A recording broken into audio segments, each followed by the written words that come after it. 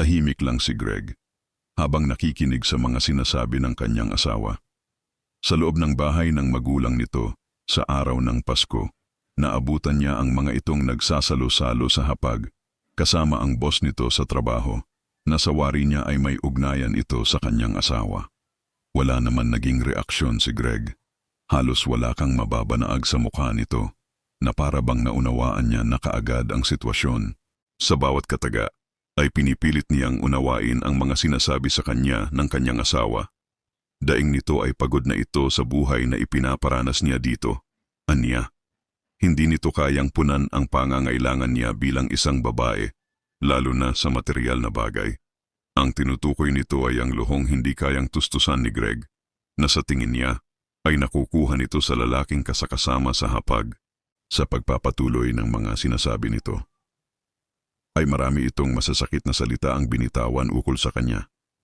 Hindi na raw nito maatim ang amoy grasa nitong katawan sa tuwing uuwi ng bahay. At marami pa itong binanggit na masasakit na salita. Ngunit hindi na niya ito pinakinggan at inunawa, na parang ang pinupunto ay pinandidirihan siya nito sa bawat binibitawan nitong salita. At hayagan niyang ipinaparinig sa lalaking katabi upang ipakita dito na handa itong iwan si Greg para sa panibagong relasyon. Agad naman sinigundahan ng magulang nito na dapat na nga siguro silang maghiwalay dahil sa wala naman siyang masyadong naiambag sa buhay nito. At ipagpasalamat na lang niya dahil tinanggap siya sa pamilya nito. Ngunit sa puntong ito ay iba na ang sitwasyon, saad nito kay Greg habang nakatingin sa ibang direksyon na parang iniiwasan nito magtama ang kanilang mga paningin. At dagdag pa ng kanyang asawa na si Greg na lang ang kumakapit sa relasyon nila, kaya sana ay hayaan na nito na magkaroon sila ng maayos na paghihiwalay at nang hindi na mahirapan ang bawat isa sa kanila. At kung maari, dagdag pa rin nito, ay humanap na siya ng bagong matutuluyan sa lalong madaling panahon dahil wala na raw itong puwang sa bahay na iyon. Agad naman niyang napansin ang mga kapatid nito na parang natutuwa sa nangyayari sa kanya. Ngumiti ang mga ito na parang nang-iinsulto habang nakatitig sa kanya. Parang naunawaan naman ni Greg ang nagaganap na sitwasyon. Wala siyang kahit anong reaksyon sa lahat ng paratang at pangmamaliit sa pagkatao niya. Hindi siya nagsalita, hindi siya nagalit, hindi siya nagpakita ng emosyon at kahinaan sa harap ng mga ito.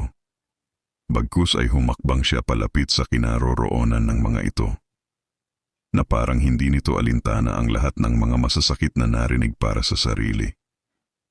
At taas noo pa rin itong haharap. Bahagya naman nagpanik ang pamilya dahil sa paglapit ni Greg. Inakala ng mga ito na gagawa siya ng gulo, subalit nang tuluyan na siyang nakalapit ay agad naman niyang hinarap ang asawa. At nagsambit siya ng isang kataga, "Malaya ka na." Madiin at may paninindigan salita ni Greg sa babae. Pagkatapos ay inilapag nito ang singsing sa lamesa sa harap mismo nito, kasabay ng mabilis na pagtalikod nito patungong pintuan palabas ng bahay. Nang tuluyan na siyang nakalabas, ay agad naman niyang sinipat ang kanyang lumang sasakyan sa garahe. At dali-daling sumakay dito. Naupo muna siya sa kanyang sasakyan nang walang ginagawang hakbang. Pagkaraay hinugot niya ang kanyang cellphone at nagdial ng numero. Mabilis naman ang pagtugon ng nasa kabilang linya. Binati siya nito ng may paggalang. Agad naman siyang nagsalita. Isang boses na banayad at mahinahon. Pero may otoridad sa tinig nito. "Gawin mo na." Yan ang katagang namutawi kay Greg. Na agad naman nakuha ang mensaheng gusto niyang iparating sa kausap. Tumugon naman ito ng pagsang-ayon sa sinabi ni Greg na parang alam nito ang sitwasyong nagaganap. At pagkaraay naputol na ang linya. Habang nasa loob si Greg ng sasakyan ay marahan niyang pinagmasdan ang paligid ng bahay. Bumalik sa alaala niya ang mga sakripisyong nagawa niya para sa pamilya ng itinuring niyang asawa sa loob ng 2 taon. Ngunit pagkaraan ng ilang segundo ay agad naman niyang winaglit sa kanyang isipan ang mga nakaraan nila. Para sa kanya ay tapos na ito at wala nang dapat pang balikan sa nakaraan. Tanging ang suportang pinansyal na lang ang aktibo at umuugnay sa kanila. Pero alam ni Greg na hindi magtatagal ay mapuputol ito anumang oras simula ngayon. Bahagya siyang bumuntong hininga at pagkaraay ini-start na niya ang makina ng sasakyan at tuluyan ng umalis sa naturang lugar. Samantalang walang mapaglagyan sa tuwa ang pamilya ng kanyang itinuring na asawa. Sa bahay ng mga ito, tama lang ang ginawa mo, Linda, sambit ng magulang na babae nito. Linda ang pangalan ng asawa ni Greg. Maganda ito, mistisa, at medyo masasabing may appeal talaga. Kaya siguro naakit nito ang boss sa trabaho at pagkaraay nagawa nitong tustusan ang mga luho ni Linda. Kapalit ang relasyong inaasam ng lalaki. Sa gitna ng kasiyahang nararamdaman ng pamilya ay nagawang maghayag ng padre de pamilya ng pagkagusto nitong mag-celebrate dahil sa soon-to-be na manugang daw. Kaya kinakailangan daw nilang umorder ng maiinom at masarap na pagkain or pulutan. At sasagutin ito ng padre de pamilya upang maipakita at magpasikat ito sa boss ng anak niya. Agad naman nito hinawakan ang sariling cellphone at tangkang o-order online. Habang sinusubukan umorder ng ama ni Linda, ay tahasan namang nagsalita ang kasalukuyang nakaakbay na lalaki kay Linda. Ayon dito, ay plano nitong magbakasyon sa ibang bansa kasama ang nobya upang mas lalo pa nila makilala ang isa't isa. At para lumalim pa ang kanilang ugnayan, sambit nito. Agad naman ngumiti ng matamis kay Linda ang ina nito, na parang sinasabing masaya siya para sa anak. Pagkaraay ibinida naman ng lalaki na kapag naikasal na sila ng kasintahan, ay sama-sama silang magbabakasyon sa ibang bansa. Pagmamalaking sambit nito, halos nanlaki naman ang mga mata ng ina ni Linda sa narinig nito, kaya halos ipagdiwang nito ang relasyon ng dalawa. Kulang na lang ay pumalakpak sa tuwa ang babae. Agad rin naman nakisimpatya ang mga kapatid ni Linda sa lalaki dahil sa mga binitawan nitong salita. Aniya ng mga ito na malayo ang lamang nito kay Greg ng dihamak, sabay thumbs up dito. Sa harap naman ng cellphone ay nagmistulang hindi maipinta ang mukha ng ama ni Linda, sa kadahilanan na hindi ito maka-order online. Sa tuwing susubukan nitong pindutin ang naturang buton ay decline lagi ang lumalabas. Agad naman itong nagtaka dahil sa pagkakatanda niya ay halos wala pa sa kalahati ang nagagamit niya sa naturang bank card. Mayroon itong limit kada buwan na 12,000, kaya halos hindi nito maiwasan mainis sa sitwasyon. Napansin naman ito ng asawa na hindi na maipinta ang mukha. Kaya ibinigay nito ang sarili niyang bank card upang ito na lang ang magamit nito sa pagbili online. Dahil sa pagkayamot nito sa naturang sitwasyon ay napilitan itong gamitin ang inialok ng kanyang asawa. Subalit makaraan ng ilang minuto ay napamura na ito. Dahil kahit yung card ng asawa nito ay hindi rin gumagana at decline din ang lumalabas. Makaraay na paisip na ito na baka mayroong problema ang naturang bangko. Magkapareho lang kasi ang kanilang ginagamit. Kaya minabuti nilang magpaalam pansamantala at susubukan nilang ayusin ang kanilang mga account sa bangko. Agad naman ang mga ito ay umalis. Samantala, si Greg naman ay nakarating na sa kanyang destinasyon sa harap ng isang malaki at mataas na gusali na pinaliligiran ng naglalakihan ding establishmento. Nasawari mo'y walang puwang ang ordinaryong tao na tumuntong sa nasabing lugar. Perpekto ang bawat pagkakagawa at disenyo. Makalipas pa ang ilang sandali ay bumaba na nga siya ng kanyang sasakyan at sa harap ng labi ng gusali ay napansin niya ang mga taong nakaabang sa pagdating niya. Umusad naman siya at nagpatuloy sa paglakad patungo sa nasabing lugar. At nang marating niya ang mga ito, ay agad naman itong nagbigay galang sa kanya sa pamamagitan ng pagyuko ng mga ulo nito bilang respeto sa kanyang pagdating. Kumusta po kayo? Bati sa kanya ng isang individual. Ito ay ang kanyang matapat na assistant na pinagkatiwalaan niya habang siya ay nasa malayo. Ito ang taong humalili sa kanyang pwesto habang wala ang presensya niya. Sinuklian naman niya ito ng maaliwalas ngunit maiksing ngiti. At sabay lakad papasok sa loob ng gusali na pag-ari niya. Agad siyang dumiretso sa penthouse na nasa pinakatuktok ng gusali upang doon ay linisin ang sarili. Aminado siyang hindi siya nakapaglinis ng sarili dahil sa nangyari. Ilang oras pa ang nakalipas at nagawa na niya lahat ng mga kinakailangan. Ay agad naman niya tinawagan ang kanyang abogado upang ayusin ang naturang papeles nito ukol sa paghihiwalay nila ng kanyang itinuring na asawa. Agad naman nito naintindihan ang mga gusto niyang mangyari matapos niyang ipaliwanag dito ang nais niya. Pagkatapos ay dumiretso siya sa kanyang minibar at pumili ng maiinom. Ito ang kanyang pampalipas oras sa tuwing naririto siya sa gusali. Samantala, nakarating naman na ang mag-asawa sa bangko at agad silang dumulog sa naturang empleyado na humahawak sa mga problema kaugnay sa kaso nila. Magalang naman silang tinanong nito tungkol sa kanilang nararanasang problema sa card na hawak nila. Ipinaliwanag naman ng mga ito ang naging sitwasyon at kung paanong bigla na lang ayaw gumana, na ayon sa mga ito ay nagamit pa nila ng nakaraang gabi lamang. Tumango-tango lang ang empleyado habang nagpapaliwanag ang mag-asawa dito, na parang seryosong nakikiayon ito sa mga sinasabi ng mga ito. Nang matapos na ang mag-asawa sa paliwanag nito, ay agad naman hiningi sa kanila ang card na hawak nila upang ibiripika ito online. Ngunit sa di inaasahan dahilan, ay napakunot ang noo ng empleyado sa nasilayan nito sa harap ng kanyang monitor. Ayon dito ay kanselado na ang kanilang mga card. Nagtaka rin ang empleyado dahil wala itong history ng transaksyon sa nasabing mga card. Agad naman naunawaan ng babae na sinadyang burahin ito ng kung sino na may alam sa sistema ng bangko at wala itong iniwang bakas para malaman kung sino ang nasa likod nito. Magalang naman itong naitanong sa dalawa kung paano nila nakuha ang kanilang mga bank card. Agad naman nagtitigan ang mag-asawa na para bang tinatansya nila kung sino ang magsasalita sa kanila. Ngunit pinangunahan na ng babae ang pagsasalita at sinabi na, "Pinadala lang ito sa amin ng aming kamag-anak na nagmagandang loob na tulungan kami sa aming pinansyal na pangangailangan."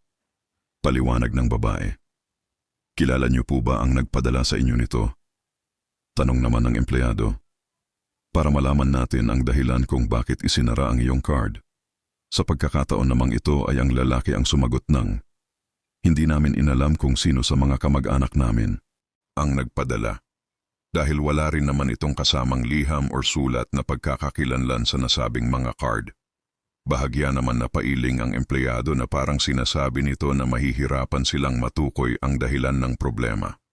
Kung matutukoy ninyo po sana or makikilala ang kamag-anak na nagpadala sa inyo, ay madali lang natin mareresolba po ito. Sa ngayon po ay wala po kaming magagawa kundi ang maghintay na malaman galing sa inyo kung sino po ang taong nasa likod nito. Hindi naman nagustuhan ng asawang babae ang kinahantungan ng kanilang ginawang aksyon. Anito, ay dapat gumawa ng paraan ang departamento ng bangko ukol sa problemang kinahaharap nila. Dahil ito raw ang kanilang trabaho, pasigaw nitong sambit habang nakaharap sa empleyadong kaharap. Agad naman napayuko ang tauhan ng establishmento dahil sa iskandalong ginagawa nito sa kanya. Mabilis namang umaksyon ang asawa nitong lalaki nang napansin nito ang paglapit ng 3 gwardya. Hinawakan nito ang asawa sa braso at sa pilitan hinila ito papalabas. Akmang magpupumiglas pa ito, subalit nang makita nito ang 3 malalaking guwardya, ay wala na itong nagawa kundi ang sumang-ayon sa gusto ng asawa. Ngunit bago ito tuluyang nakalabas ay nagbanta pa ito na babalik sa mga susunod na araw. Pagkalabas naman nila, ay tinitigan naman siya ng asawang lalaki nang may inis sa mukha dahil sa iskandalong ginawa nito. Agaran naman itong tumungo sa sasakyan upang umuwi na. Sa kabilang dako naman, si Greg ay nilalasap muli ang marangyang buhay na kanyang iniwan noon dahil sa ginawa niyang pagsubok sa asawa na hindi naman niya pinagsisisihang ginawa sapagkat napatunayan niya sa pamamagitan ng resulta sa ginawa niyang hakbang dito. Ito ay pag-alam sa ugali ng kanyang asawa at pamilya nito sa kadahilan ng maaring maging malaking banta ito sa negosyo na itinatag ng kanilang pamilya ilang henerasyon na. Siya ang ika-4 na nagmana ng naturang negosyo. Kaya ganun na lang siya kaingat sa kanyang kapaligiran. At base sa kanyang karanasan sa asawa at pamilya nito ay sakim ang mga ito sa pera. 1 taon lang sana ang kanyang palugit upang ipaalam dito ang kanyang totoong estado sa buhay. Subalit ng kalaunan ay napansin niya ang pagiging waldas ng kanyang asawa. Dahil sa tuwing nagbibigay siya ng pera dito, na kunwari sweldo nito, ay agad nitong nilulustay sa pansariling interes. Madalas itong umuuwi ng 10 oras ng gabi na ang paliwanag sa kanya ay nag-overtime or di kaya ay nagkayayaan ng mga katrabaho upang ma-relax dahil sa stress sa trabaho. Pero nitong mga huling linggo ay halos araw-araw na itong umuuwi ng madaling araw. At kung minsan ay inuumaga na ito. Kaya gumawa siya ng sariling pag-iimbestiga gamit ang kanyang koneksyon. At doon ay nalaman niya na may karelasyon nga ito.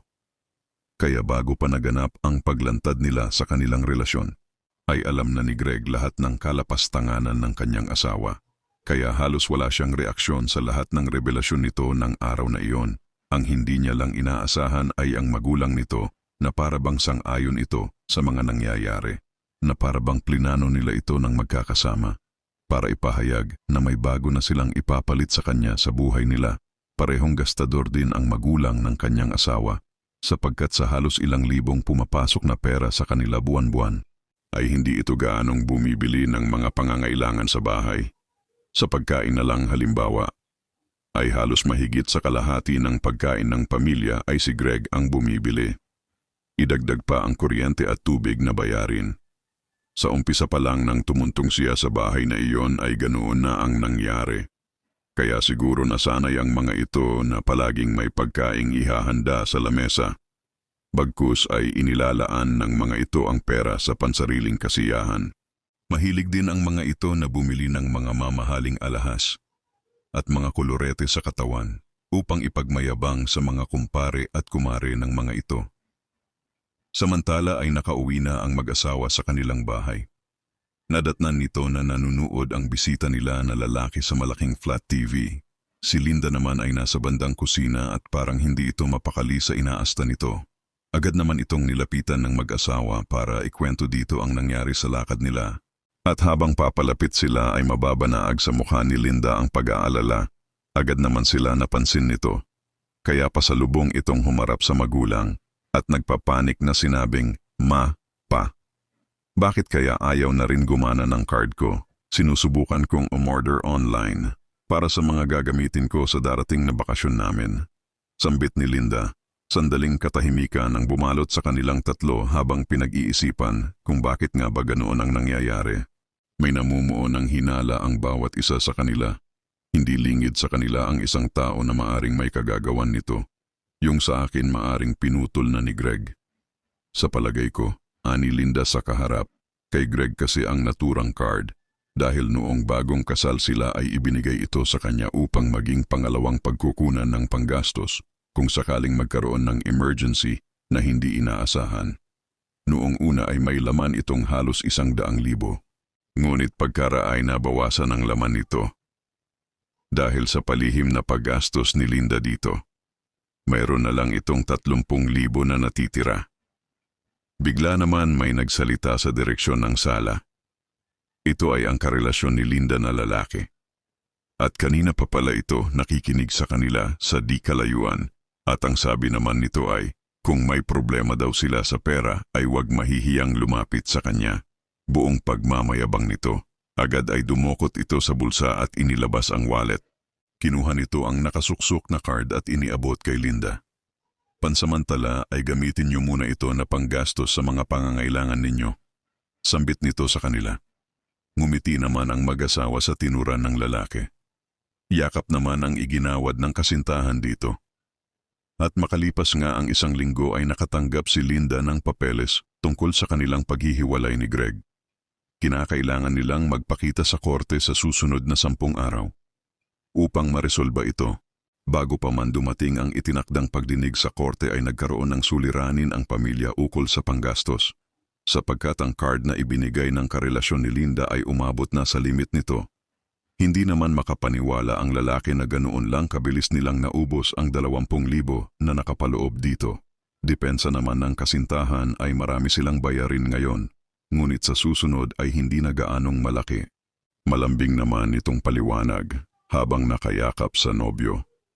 At isa pa, saad nito. Nalalapit na mapawalang visa ang kasal ko sa walang kwentang lalaking yun. Seryosong tinitigan ito ng lalaki at kalaunan ay ngumiti. Nagbigay ito ng dagdag panggastos sa kanila para maipakita na handa nitong suportahan ang mga ito sa kahit anong sitwasyon. Lumipas pa ang araw at dumating na nga ang itinakda ng korte na kanilang pagkikita upang mapawalang visa ang kanilang kasal. Maaga pa lang ay nasa loob na ng korte ang buong pamilya ni Linda. Isinama niya ang mga ito upang maging testigo kung sakaling magbago ang isip ni Greg at hindi na ito makipaghiwalay sa kanya. Naging handa naman ang pamilya sa mga sasabihin na kasinungalingan kung sakali. Ayon sa mga ito ay papalabasin nila na pabayang asawa itong si Greg at mapang-abuso. Agad naman bumukas ang nakasaradong pinto ng naturang lugar. Pagkaraay iniluwan nito ang isang matangkad at matipunong lalaki. Si Greg, ibang-iba ang aura nito, mapusyaw ang balat. Malinis ang mukha na wala kang makikitang tubo ng bigote o balbas. Sobrang nakakaakit ito sa paningin ng karamihan. Agad naman itong naglakad sa itinuro ditong upuan. Natulala naman ang pamilya ng kabilang panig dahil sa nasasaksihan nila. Hindi nila maintindihan kung paano itong nasa harap nila ay ang dating kasama nila sa bahay. Dahil ibang-iba ito sa taong kilala nila.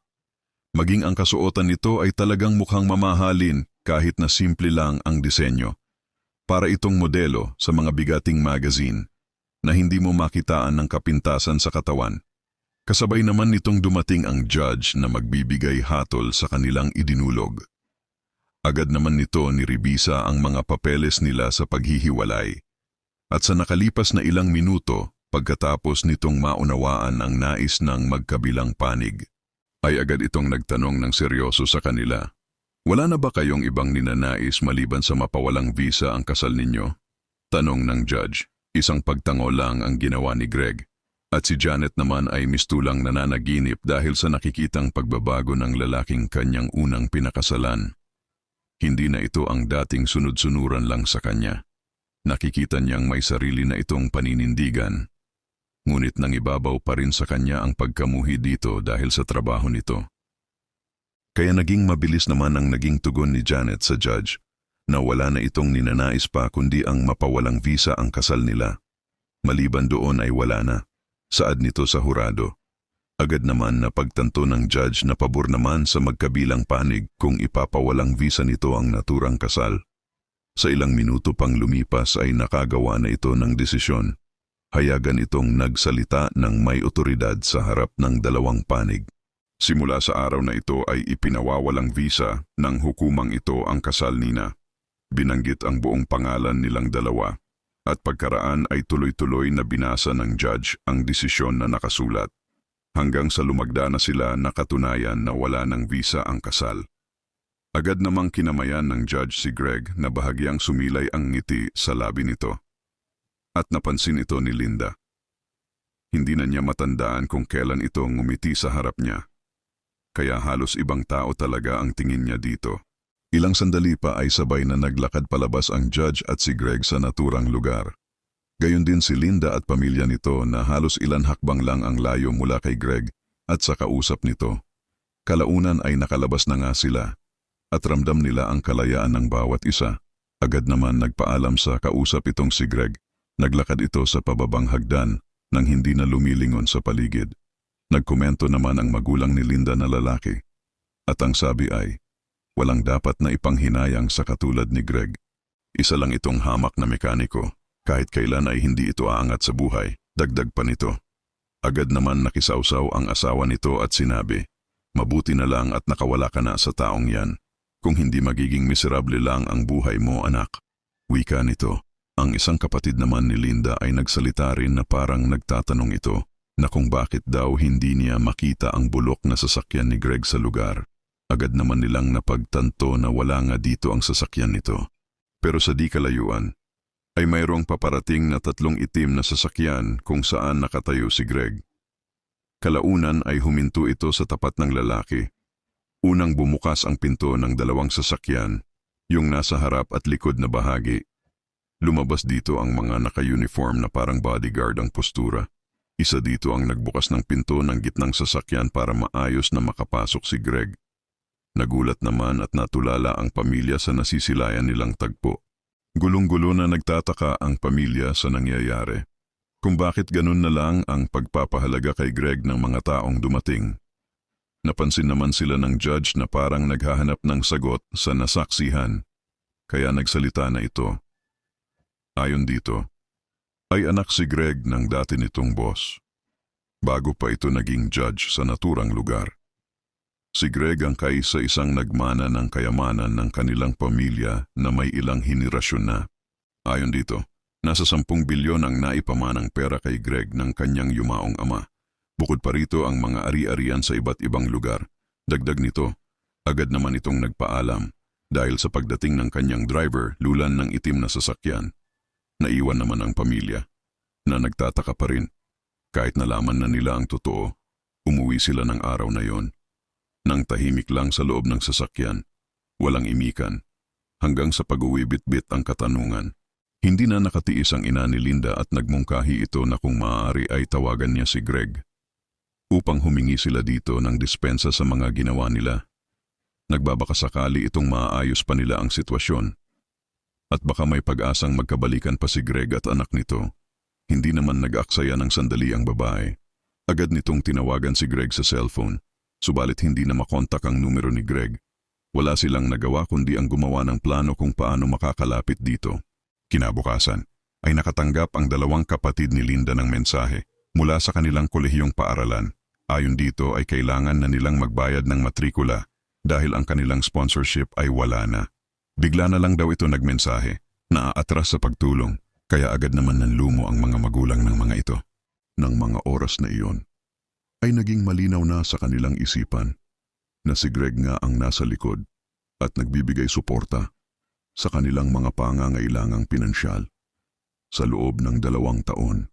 Kaya halos abot langit ang pagsisisi ng padre de pamilya sa pagtakwil nila kay Greg. Kung sana ay pinakisamahan nila ito ng maayos at tama, ay hindi sana nangyari ang sitwasyong ito. Bulong nito. Ilang araw pa ang lumipas ay nagbunga na nga ang kanilang pagsisikap na mahanap ang pag-aaring kumpanya ni Greg. Subalit, agad naman silang tinapat ng gwardya ng nasabing establishmento na may utos sa kanila na huwag papapasukin ang mga nasabing personalidad na ang tinutukoy ay silang pamilya. Kaya umuwing luhaan ang mga ito.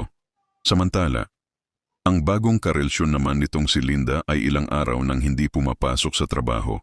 Ayaw rin itong sumagot sa mga tawag niya. Pero isang hapon, habang palabas itong si Linda sa opisina, ay nakatanggap ito ng mensahe mula sa lalaki. Ayon dito ay nagpakasal na ito sa isang babae. Nakababata nito. Humingi naman ito ng tawad sa kanya. At doon ay napaupo na lang siya. At kusang lumuha. Hindi dahil sa mensahe, kundi sa asawang sinayang niya. Makalipas ang ilang buwan, ay napilitan ng magtrabaho ang mga magulang ni Linda kahit may edad na ang mga ito sa kadahilanang hindi kayang suportahan ni Linda ang mga gastusin nila sa pang-araw-araw nilang pamilya. Sa kabilang dako naman si Greg ay may nakilalang doktora na sa kanyang wari ay malayo sa ugali ni Linda at mabait ito, ngunit hindi nito alam ang tunay niyang estado sa buhay.